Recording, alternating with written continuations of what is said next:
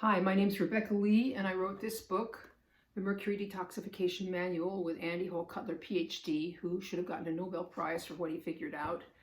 And it is a guide on how to detox from chronic heavy metal poisoning without making yourself worse, which is quite easy to do. So in my last video, I talked about the cathedral, which some of us biochemical autocracy dissidents have started to call the medical system in the States and probably the whole world too. Actually, I had to interact with this system just the other day. My family doctor, who I'd been with for 35 years, retired, and I inherited a new one. She was originally from Cuba, and I liked her a lot.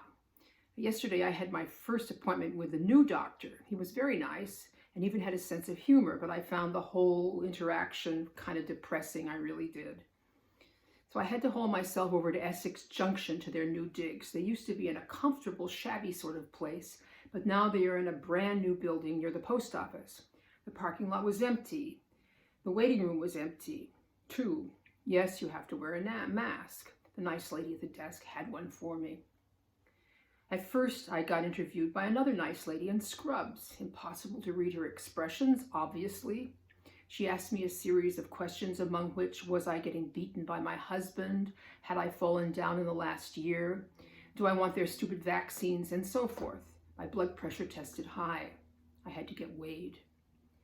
The doctor came in and I asked him if I could remove my mask, and he said he would prefer not because those are the rules. Okay. I told him that what I really wanted was some lab tests, the breath test for H. pylori and a comprehensive stool test. I've been having GI symptoms and I live in the tropics. My doctor in Port Antonio had got a blood test for me there and it had come back negative for H. pylori, but I wanted a second opinion. So the youngish doctor settled down in front of his screen in his mask and asked questions and typed away. I am due for a mammogram. I don't do them. I do thermograms. I am due for a colonoscopy. I don't want to do that either. Why not? Because they are invasive and dangerous. Why do I think that?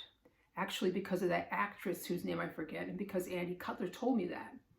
And he also told me he thought mammograms were an example of the deep misogyny of the medical system. The doc asked me if I didn't think the danger of the colonoscopy was worth it when weighed against the danger of colon cancer. I hadn't been thinking about colon cancer that much, to tell you the truth, not until then anyway. My blood pressure was high. He said that he would take it again just to be sure. I tried to do some alternative nostril breathing in a surreptitious sort of way with my mask on. That is good to bring it down by 10 points, but it didn't work this time. It was still high. Andy Cutler showed me a paper from the Lancet where the authors took the raw data from the famous Framingham study and replotted it and found there was actually no excess mortality in my age group under 160 systolic blood pressure. I remember giving this paper to my old doctor, but she didn't even look. She brought up the page on blood pressure from the CDC, and that was all she cared about. It's supposed to be under 120, but there's no way that's going to happen with me. She wanted to put me on meds, but I refused because I said those meds will change something upstream and have repercussions all over my metabolism. That it just went down on its own. Usually I do the alternative nostril breathing in the waiting room just in case, but I forgot this time. He also wanted to do a bone density test, which is a precursor to getting you on Fosamax, and I turned that down. My bones are just fine. He saw that I was getting my blood drawn for the liver doctor. I used to have Hep C, so he added on a test for cholesterol. I told him that there was no way in hell I was going to start taking a statin, no matter the results. He's still wedded to that theory about dietary saturated fats. I told him that I eat loads of them, that I am a Weston Price kind of person. Not sure if he knew who that was, but he was starting to get a little amused, so I felt better about him. He wouldn't order my tests, neither of them. Unbelievable. He said that they only order the tests if other interventions like looking at diet to find trigger foods and so forth don't work. Presumably, I would have to wait a year until our next appointment to work with him on those trigger foods. I could, though, ask the gastro lady to order endoscopy, and while they are in there, they do a biopsy. At least that's what he suggested. So I couldn't get a breath test or a stool test, but I can probably get an endoscopy.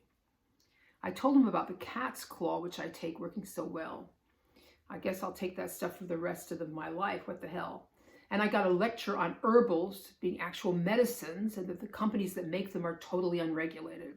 I'm a professional at this, I told them. I know that it's the Wild West out there in the supplement business. You don't have to tell me, geez. As though it's not the Wild West in pharmaceuticals the same way. Valium is the only actual drug I use aside from the 10 milligrams of hydrocortisone, which I deal with myself and don't disclose to the cathedral. I didn't tell him about that. I mean, you feel like confiding in a doctor, but I've been smart enough to stay mum about that. The only drug I wanted from him was Valium, which I use from time to time for insomnia.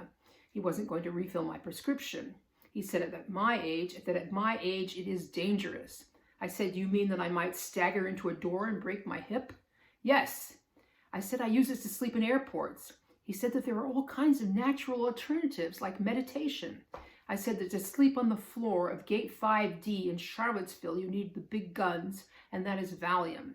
So he finally caved in and gave me 10 tablets. I said, gee, you're one stubborn doctor. I think he was amused, but it was hard to tell as he had a mask on. But by then I kind of started to like him.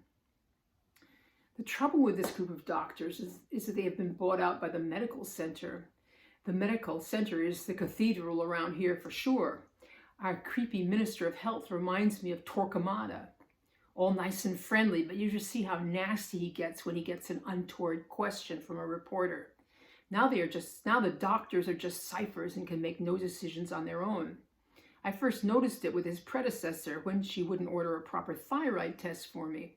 I told him this and he didn't disagree. I mean, I told him this about him not having any power and he doesn't disagree. He told me that to give me the Valium, he has to give his fingerprints and sign something. Gee, thanks a lot, Gilead Pharma company that got caught doing your dirty illegal work. Couldn't you have been more clever and not get caught? I've just been reading about my Facebook friend saying that he has suicidal producing levels of pain and he can't get anything. And the pain management people are only open once a month. Andy Cutler told me once that the powers that be have got the doctors, quote, by the short hairs. I'm afraid that's true. This sweet guy was just planted in front of the computer in his mask going through the list of protocols for people my age. Everything they check for is designed to sell statins or Fosamax or a vaccine or some goddamn thing or other. I went out into the parking lot feeling old and messed up. Maybe I should get a colonoscopy. Maybe I should get an endoscopy. When I got home, I checked the appointment with a gastroenterologist. She's not even going to see me in person. It's a Zoom meeting. I feel like canceling all the doctors, to tell you the truth. Perhaps I'll just stick with my chiropractor or find a naturopath, although I'm not mad about naturopaths either. So I hope you like this talk. Please like it and share it and do all those good things you're supposed to do. Thank you very much.